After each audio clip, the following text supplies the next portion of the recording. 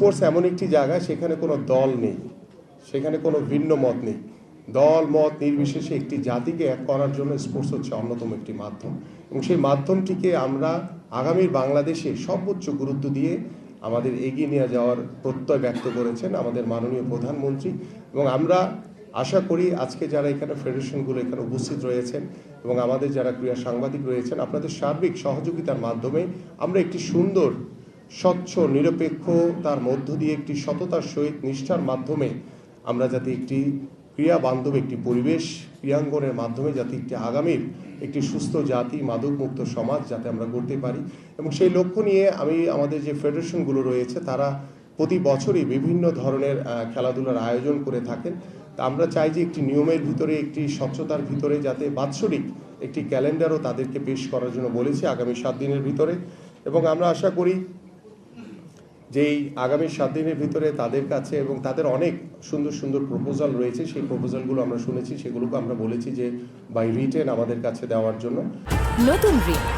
গভীর থেকে পরিষ্কার করে কাপড়কে রাখে নতুনের মতো উজ্জ্বল। নতুন রিন অ্যাডভান্সড পাউডার। পাশাপাশি আপনারা ইতিমধ্যে শুনেছেন যে আমরা আমাদের খেলাধুলাকে পেশা হিসেবে প্রতিষ্ঠিত করতে চাই, এবং সেই খেলোয়াড়দেরও যারা বাংলাদেশকে রিপ্রেজেন্ট করছে, দেশের জন্য যারা সম্মান বয়ে আনার জন্য নিজেকে উজাড় করে খেলার চেষ্টা করছে, সেই খেলোয়াড়দেরকে আমরা একটি বেতন কাঠামোর ভিতরে আনতে চাই। এবং যে বিষয়গুলো নিয়ে ইতিমধ্যে আমি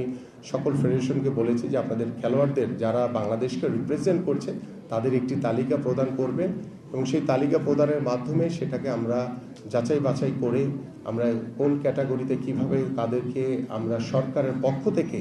যাতে তাদের পাশে দাঁড়াতে পারি, তাদেরকে একটি বেতন কাঠামোর ভিতরে নিয়ে আসতে পারি, সেই কর্ম পরিকল্পনাগুলো আমরা আলোচনার মাধ্যমে ইনশাল্লাহ দ্রুতই, আমরা অনেক কাজ আছে যেগুলো আমরা রোজার ভিতরেই শেষ করতে চাই, যাতে আমরা ঈদের পরপরই যাতে এই কাজগুলো আমরা এক্সিকিউশনে যেতে পারি। এবং পাশাপাশি আমাদের নতুন করে স্পোর্টসের যে একটি কর্ম পরিকল্পনা রয়েছে সেটা আমরা ঈদের পরপরই শুরু করতে চাই। আল্লাহ যদি আমাদেরকে সুস্থ রাখে সুন্দরভাবে, ইনশাল্লাহ আমরা সেই কর্ম পরিকল্পনাটা ইতিমধ্যে আমাদের এই কাজগুলো করার জন্য আমাদের সংশ্লিষ্ট ক্রীড়া পরিষদ, আমাদের স্পোর্টস মিনিস্ট্রি এবং ফেডারেশন, আমাদের ক্রীড়া সাংবাদিক কিংবা আমাদের সাবেক খেলোয়াড় যারা রয়েছেন, সাবেক ক্রীড়া সংগঠক রয়েছেন, আমাদের ক্রীড়া সাংবাদিকরা রয়েছেন, সবার সাথে বসে আলোচনার মাধ্যমে আমরা সেই নতুন করে স্পোর্টসটি, যেটি আপনাদের অনেকেরই মনে আছে, যদিও আমার একদমই মনে নেই, আমি শুধু শুনেছি যে 80-র দশকে আমাদের শহীদ রাষ্ট্রপতি জিয়াউর রহমান তিনি নতুন করে একটি সাংস্কৃতিক একটি অনুষ্ঠান শুরু করেছিলেন, যার মাধ্যমে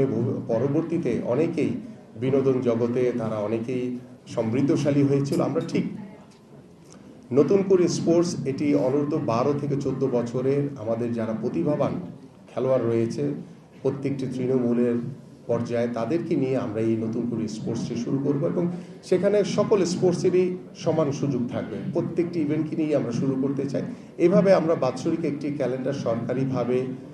আমরা প্রদানের মাধ্যমে আমাদের যে খেলাধুলার যে ভবিষ্যৎ নিয়ে যে কর্ম পরিকল্পনা রয়েছে সেই পরিকল্পনাগুলো আমরা ইনশাল্লাহ বাস্তবায়ন করতে পারবো।